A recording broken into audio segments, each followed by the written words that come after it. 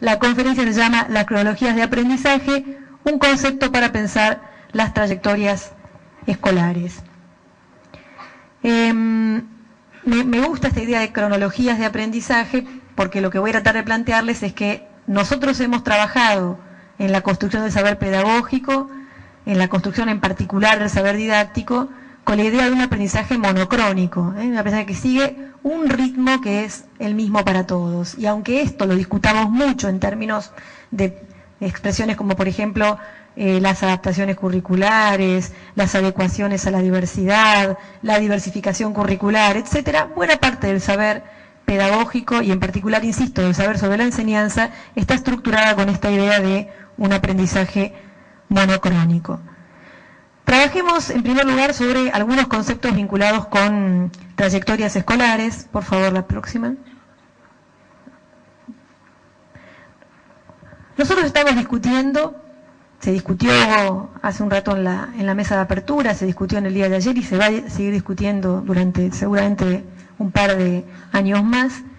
Estamos discutiendo una preocupación. Nosotros queremos pasar de una situación en la cual todavía tenemos una gran cantidad de alumnos y alumnas del sistema que tienen trayectorias escolares, desarrollan trayectorias escolares en las que resultan incumplidos sus derechos educativos,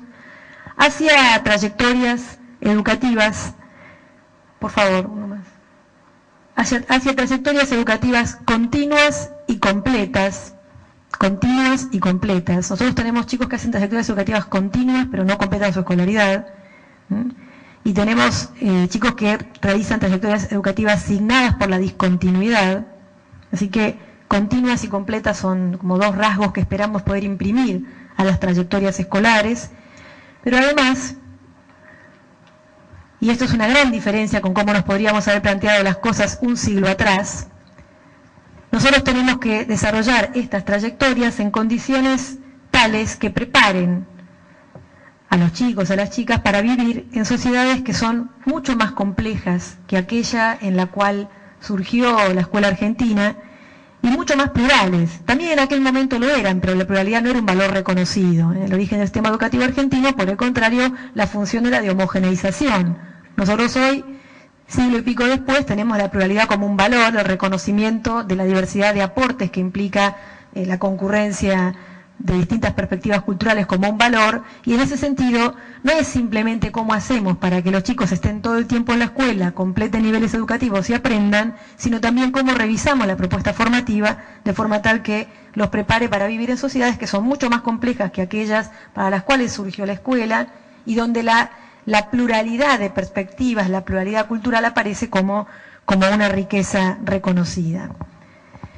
La pregunta en torno a la cual va a girar entonces la exposición que yo voy a hacer hoy es, bueno, ¿qué cosas podemos pensar y qué cosas podemos hacer en términos pedagógicos y en particular en términos didácticos para converger con otros esfuerzos, que no son solamente los pedagógicos y los didácticos, para que se logre avanzar hacia estas trayectorias educativas continuas, completas y que preparen para vivir en sociedades más complejas y más plurales que aquellas que están en el origen de la escuela? Para eso quiero trabajar rápidamente con ustedes dos conceptos en torno a la idea de trayectoria escolar, que son dos conceptos muy sencillos, tal y como aparecen en pantalla, el concepto de trayectoria teórica y el de trayectoria real. Antes de entrar en ellos, una pequeña distinción. Nosotros vamos a estar aquí hablando permanentemente de trayectorias escolares, pero no deberíamos reducir la trayectoria educativa de los sujetos a la trayectoria escolar. Esto es evidente porque la gente realiza otros aprendizajes, además de aquellos que realiza en la escuela. Inclusive, a veces han existido debates muy importantes acerca de supuestas confrontaciones entre aprendizajes ocurridos en la crianza y aprendizajes escolares, o aprendizajes a través de los medios de comunicación y aprendizajes escolares. Esta es una discusión clásica en educación. Sino porque además, y acá sí este es un problema del siglo XXI, nosotros no podemos, con la misma tranquilidad con que podríamos haberlo hecho a mitad del siglo XX, nosotros no podemos afirmar que a fines del siglo XXI la escuela va a ser una institución demasiado similar a la escuela que tenemos hoy en día. No lo estoy diciendo en términos de crítica a la escuela, lo estoy diciendo en el siguiente sentido. En el ciclo vital de cada uno de nosotros, los que estamos aquí, hemos visto cambiar el mundo de maneras muy importantes. Es muy difícil que una institución que fue pensada para un contexto cultural, económico, inclusive político, muy distinto al actual, se conserve, ¿sí?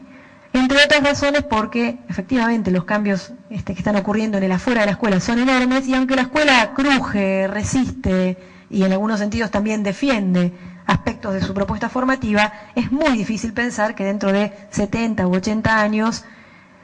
los niños y niñas van a asistir a instituciones que sean exactamente iguales a las que tenemos hoy en día. Es probable que tengamos que diversificar las propuestas educativas, es probable que el formato escolar tenga que modificarse de manera sustantiva, y es probable que surjan formatos no escolares cada vez más, sin que esto signifique ninguna cuestión catastrófica, sino más bien hacernos cargo del cambio cultural que estamos protagonizando y que quizás va a una velocidad mucho mayor de la que se podía imaginar a mediados del siglo XX. Entonces, sin reducir las trayectorias educativas a las trayectorias escolares, pensando en esta ampliación de perspectivas que implica el concepto de trayectoria educativa, concentrémonos, sin embargo, un poquito sobre las trayectorias específicamente escolares y hagamos una distinción entre trayectorias teóricas y trayectorias reales. Puse en pantalla, no importa tanto si se lee, porque yo lo voy a leer, pero sí me importa la estética que tiene este esquemita. Puse un esquema para analizar las trayectorias escolares en aquellos sistemas escolares que son no modalizados. Hago esta aclaración porque si uno además considera sistemas modalizados, como es el nuestro para ciertos niveles educativos, entonces la cosa se complica todavía un poquitito más. Pero vamos a empezar con un esquema más simple para preguntarnos, ¿cómo acontecen las trayectorias escolares de quienes ingresan a las escuelas en calidad de alumnos? Si fuera por las trayectorias teóricas, si fuera por lo que establecen las leyes de obligatoriedad, si fuera por lo que establecen nuestros supuestos pedagógico-didácticos, deberían pasar ciertas cosas, pero en las trayectorias reales, en lo que efectivamente acontece y que muestra, por un lado, la estadística educativa de ciertas maneras, pero también las investigaciones que hacen historias de vida, la realidad es que las trayectorias que efectivamente desarrollan los sujetos en el sistema reconocen una serie de avatares por los cuales se apartan de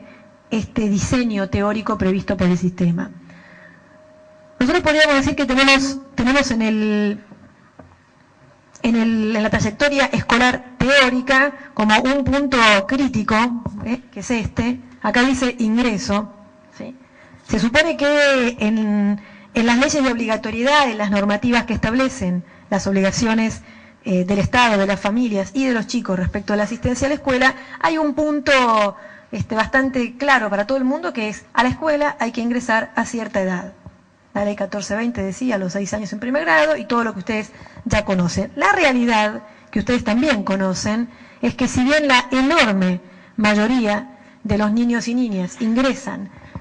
a primer grado a los 6 años, a la sala de 5 a los 5 años, tenemos nivel por nivel una cierta proporción de la población que irá decreciendo, pero que ni siquiera en el nivel primario hemos logrado universalizar, una cierta proporción de la población que no logra ingresar, por las razones que ustedes conocen bien, desde las estrictamente familiares y hasta culturales, hasta las cuestiones vinculadas con la falta de oferta suficiente de vacantes por parte del sistema escolar. En el punto del ingreso tenemos también el fenómeno del llamado ingreso tardío, que es un fenómeno que afecta fuertemente a la población vulnerable de las grandes ciudades, generalmente población migrante, que en el marco de los procesos de movilización y de asentamiento en un nuevo territorio demoran el ingreso de los chicos a la escuela, no consiguen la vacante a tiempo y o deciden postergar el ingreso de los chicos a la escuela hasta un cierto momento. Bueno, obviamente, como decía hace un rato, la enorme mayoría ingresa a tiempo. Ingresado que fuera el niño o niña a la escuela, y esto vale pensarlo para la sala de 5, para el primer grado, para el inicio de la escuela secundaria, se debería desarrollar en términos de trayectoria teórica una escolaridad, acá dice escolaridad, donde lo que debiera pasar es que los sujetos permanecieran, acá dice permanezca. Pero existe una realidad que conocemos bien, que es que hay muchos que no permanecen, prueban algunos años, pero luego se van, o se van mucho más rápidamente, pensando por ejemplo en el caso de la escuela secundaria. Aún para los que permanecen, aún para quienes permanecen, la expectativa es que avancen un grado por año. Cuando digo grado no me refiero a grado de primaria, sino a grado escolar, esta idea de aprendizajes graduados, donde un grado escolar se corresponde con un ciclo lectivo. La idea es que en cada ciclo lectivo se avanza un grado de la escolarización, pero nosotros sabemos que junto con los que avanzan un grado por año, tenemos una enorme cantidad de alumnos y de alumnas que en algún momento o en varios momentos de su escolaridad repiten, y también tenemos un grupo importante que abandona temporalmente, y temporalmente puede llegar a querer decir 2 o 3 años. Ayer yo comentaba con los colegas de los equipos técnicos las respuestas que daban algunos chicos en una investigación sobre motivos por los cuales habían dejado la escuela, chicos que hacía 2 o más años que habían dejado la escuela. A la pregunta de ¿por qué dejaste la escuela?, los chicos decían: no, yo no la dejé, yo no estoy yendo, ¿no? Bueno, en algún momento voy a volver, y ese no estoy yendo tenía ya 2 o 3 años de antigüedad en la vida de un sujeto muy joven, que hoy tenía 17 años, hacía 2 años que no iba, pero él no se veía a sí mismo como no yendo a la escuela. Y todavía nos queda mencionar el detalle importantísimo para nosotros de que aún ingresando a tiempo, aún permaneciendo en la escuela, aún avanzando un grado por año, aún tenemos que ver la posibilidad de que el sujeto aprenda o de que no aprenda. Porque ni siquiera ya avanzar un grado por año es garantía de aprendizaje. La subsecretaria nacional comentaba hace un rato la cuestión de, bueno, ¿qué pasa con estas formas de promoción donde promovemos sabiendo que los chicos no han aprendido? Bueno, esta es una realidad de nuestro sistema escolar. Nos empieza a suceder de maneras muy preocupantes que la promoción escolar, que la acreditación de grados escolares no tiene por detrás, ¿sí?, la garantía de aprendizaje que suponíamos históricamente que una certificación escolar expresaba. Uno más, por favor. El mismo esquema de recién, lo que yo puse en colorado y en cursiva, es lo que llamamos trayectoria teórica. La trayectoria teórica implica ingresar a tiempo, permanecer, avanzar un grado por año y aprender. Eso es la teoría de la trayectoria escolar y el diseño del sistema. La realidad de muchas trayectorias efectivamente desarrolladas por los sujetos es que pasan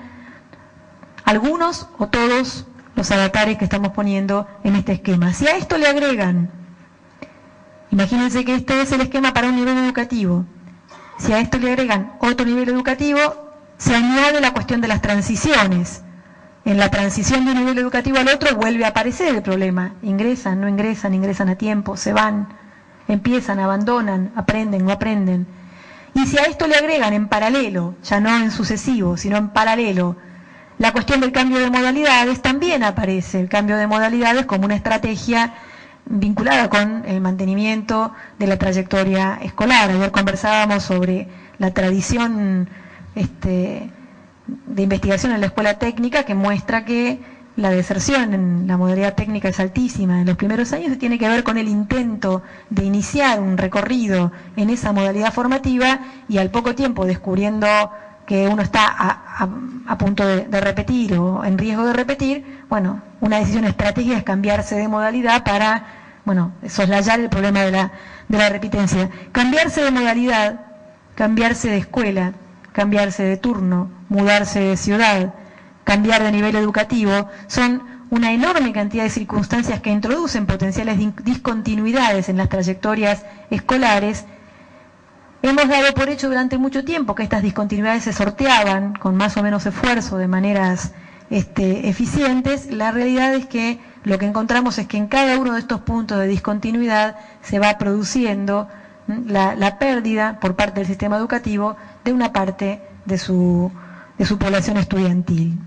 Los chicos aprenden distintas cosas a la vez y por lo tanto no está mal descansar un poco en ese sentido, sabiendo que no tenemos el control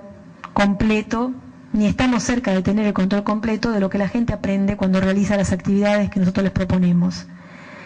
El segundo lugar, una segunda cuestión para discutir, que la vengo discutiendo desde el comienzo, que es de que para lograr aprendizajes equivalentes hacen falta enseñanzas similares.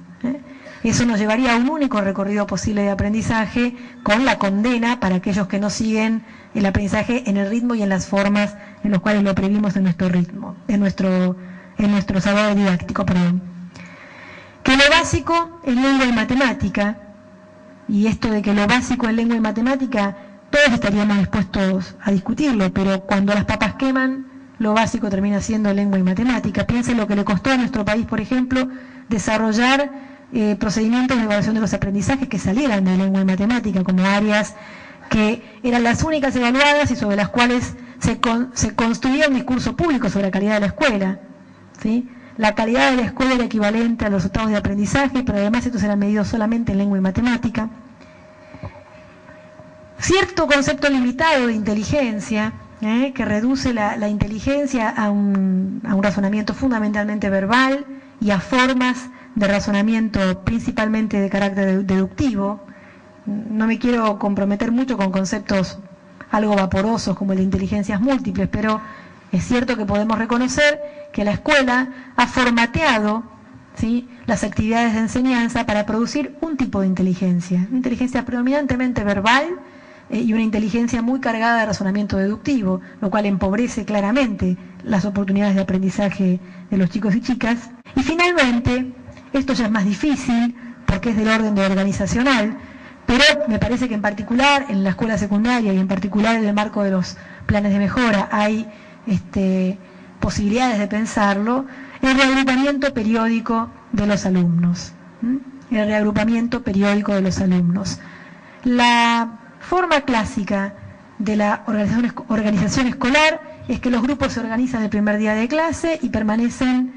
iguales hasta el último día de clase. Vamos perdiendo en el camino a los que se van, vamos perdiendo en el camino a los que quedan libres o abandonan, pero el grupo permanece en algún sentido intacto de principio a fin de la actividad escolar. Esa es la estructura básica de la organización de los grupos en el sistema educativo argentino. Nosotros tendríamos que atrevernos a explorar formas de reagrupamiento periódico de los alumnos en función de proyectos, en función de niveles de aprendizaje, en función de actividades puntuales de apoyo, en función de proyectos de trabajo hacia la comunidad, en función de lo que ustedes sean capaces de pensar. En el marco de la escolaridad más clásica es justamente esta idea de que los grupos tienen que permanecer intactos de principio a fin del ciclo lectivo, con la única pérdida, que es una pérdida que justamente es de la que estamos hablando, con la única pérdida de aquellos que dejan de asistir o que quedan libres por inasistencia. Me parece que el reagrupamiento periódico de los alumnos tendría muchísima potencialidad en la escuela en general y en la escuela secundaria en particular, y sobre todo contribuiría a movilizar a los chicos y a las chicas de lugares en los que suelen quedar rápidamente encasillados cuando han pasado 4 o 5 semanas de clase y las cartas están jugadas en el marco de un régimen académico donde es muy difícil que, si no te pusiste las pilas desde el principio, la cosa pueda funcionar ya hacia la mitad del ciclo lectivo. En fin, hay mucho más para decir. Yo por ahora dejo aquí. Tengo la esperanza de que las experiencias que ustedes desarrollen, las que están desarrollando y las que puedan pensar, sigan contribuyendo a incrementar este saber pedagógico didáctico, y en todo caso cerraría esta exposición con un desafío, ¿no? El desafío de tomar la enseñanza como un asunto central de la institución educativa, como un asunto del equipo docente de la escuela, y asumir que el problema de la inclusión escolar de quienes hoy están afuera de la escuela es en parte un problema de recursos económicos de la familia, es en parte un problema de intersectorialidad de la política, para que con la política educativa converja la política social, la política sanitaria, etcétera, pero es también un problema de política pedagógica, es también un problema de enseñanza. De lo contrario, removidos o por lo menos atenuados algunos de los obstáculos que conspiran contra las trayectorias escolares que queremos continuas, completas y todo lo que decíamos al principio, nos vamos a encontrar con imposibilidades del orden de la enseñanza. Y la enseñanza sí es el renglón que nos compete a nosotros, no le compete ni a salud, ni a promoción social, ni a las áreas jurídicas, nos compromete a nosotros como responsables en diferentes niveles de responsabilidad, por supuesto, pero todos los que estamos aquí tenemos altas responsabilidades respecto a la enseñanza en el sistema. Muchas gracias.